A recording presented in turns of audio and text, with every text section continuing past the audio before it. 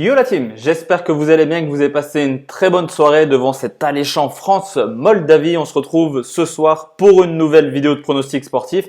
Deux combinés à vous proposer avec la technique que j'utilise par moment, c'est-à-dire que si le premier combiné passe, je ne joue pas le deuxième et inversement. Si le premier ne passe pas, on joue le deuxième. Ça me permet de faire passer un seul des deux combinés pour chercher du bénéfice sur cette journée des qualifs de l'euro. Juste avant cela, comme d'habitude, on va faire le bilan de ce qu'on vous a proposé hier chez Cashback et également sur YouTube chez Cashback. On a réussi un petit combiné. On était parti sur du safe Turquie ou nul contre l'Islande. Ça passe plus de 1,5 but.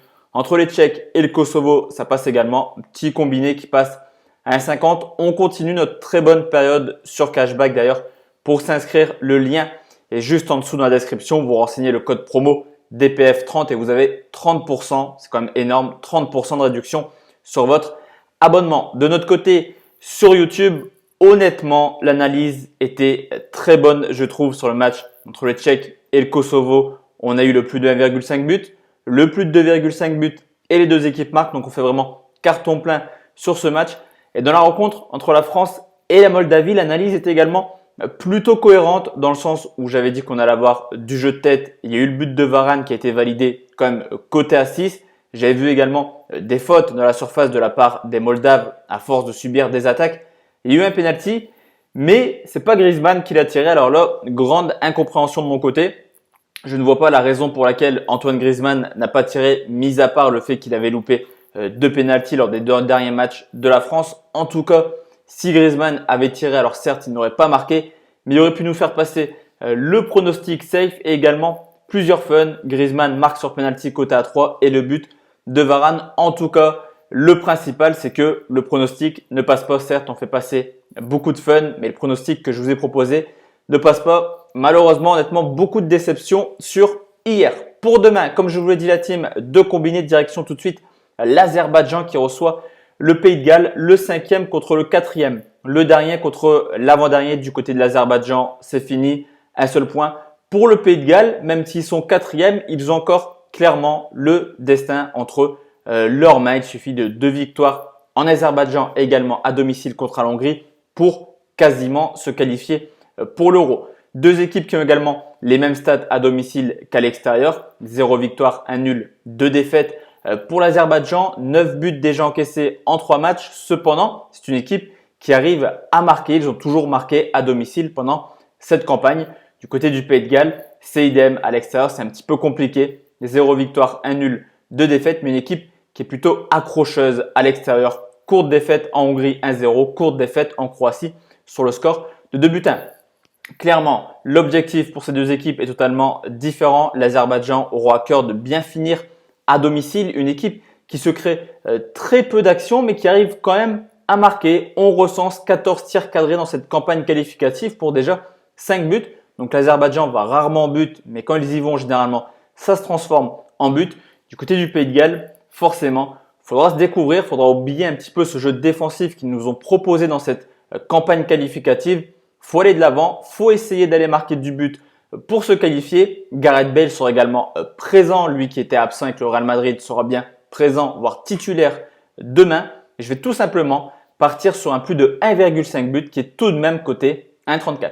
Je combine cette rencontre avec une deuxième rencontre forcément, c'est la Russie qui reçoit la Belgique. Alors cette rencontre n'a aucun intérêt mis à part aller chercher la première place, la Russie deuxième, les Belges premiers.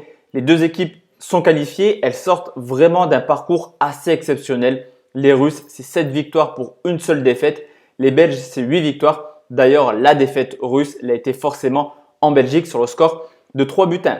Deux équipes extrêmement offensives. La Russie, c'est quand même 27 buts marqués en 8 matchs. Les Belges, c'est 30 buts. Alors certes, il y a Saint-Marin dans la poule, mais mine de rien, les Belges et les Russes sont capables de marquer contre tout le monde.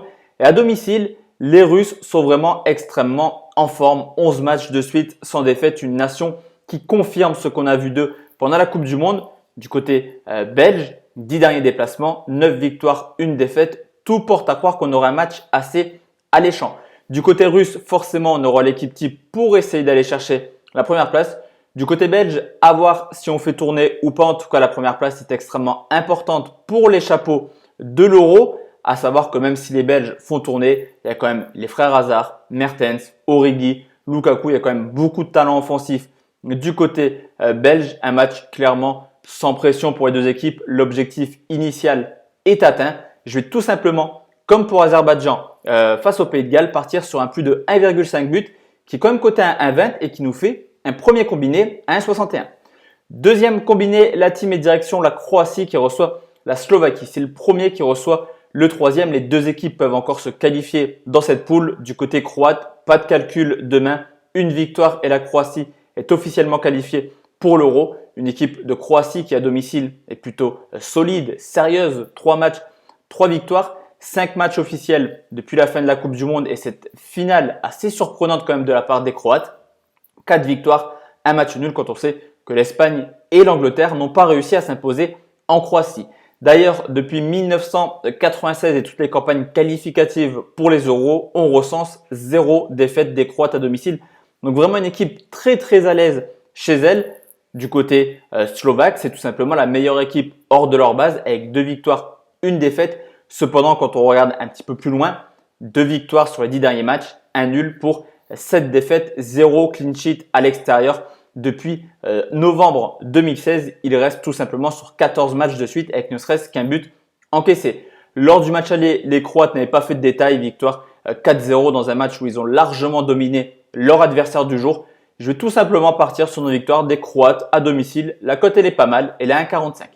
Et je combine cette rencontre avec un dernier match direction l'Irlande du Nord qui reçoit les Pays-Bas. Là aussi, c'est un match ultra important pour les deux nations. L'Irlande du Nord, 3e face au premier. Les Pays-Bas, une équipe d'Irlande du Nord qui avait très bien commencé sa campagne qualificative. 4 victoires de suite. Cependant, ils ont eu la chance dans leur calendrier de jouer 2 fois la Biélorussie et 2 fois l'Estonie. Clairement, les deux équipes les plus faibles. Quand l'Irlande du Nord a joué les Pays-Bas et l'Allemagne lors du match aller, le résultat est sans appel. 2 matchs, 2 défaites. D'ailleurs, à domicile, sur les 10 derniers matchs, c'est pas non plus une terre imprenable. L'Irlande du Nord, déjà 5 défaites en 10 matchs et dans leur grosse rencontre contre les grosses écuries mondiales, 2 défaites contre l'Allemagne, 1 défaite contre la Suisse. Quand on sait que les Pays-Bas, c'est également très solide hors de leur base. 3 matchs, 3 victoires, déjà 10 buts marqués. Et sur les 10 dernières rencontres des Pays-Bas, seulement 2 défaites à l'extérieur en France pour les qualifications de la Coupe du Monde et également au Portugal lors des demi-finales de Ligue des Nations. 3-1 lors du match aller pour les Pays-Bas, une équipe d'Irlande du Nord qui était clairement venue défendre. Ils ne peuvent plus défendre cette fois-ci, il faut attaquer et essayer de gagner pour se qualifier. Certes, Memphis Depay est absent, mais il y a quand même beaucoup de talent du côté des Pays-Bas. Je vais également prendre le match chèque, victoire des Pays-Bas côté 1,43 et là, ça fait un très beau combiné, je trouve, à 2,07. Donc voici la team, mes 2 combinés pour demain. Comme d'habitude, n'hésitez pas à mettre en commentaire ce que vous pensez jouer pour demain soir. On se donne rendez-vous également demain soir pour une nouvelle vidéo de pronostic sportif. Bonne soirée la team et à demain. Ciao.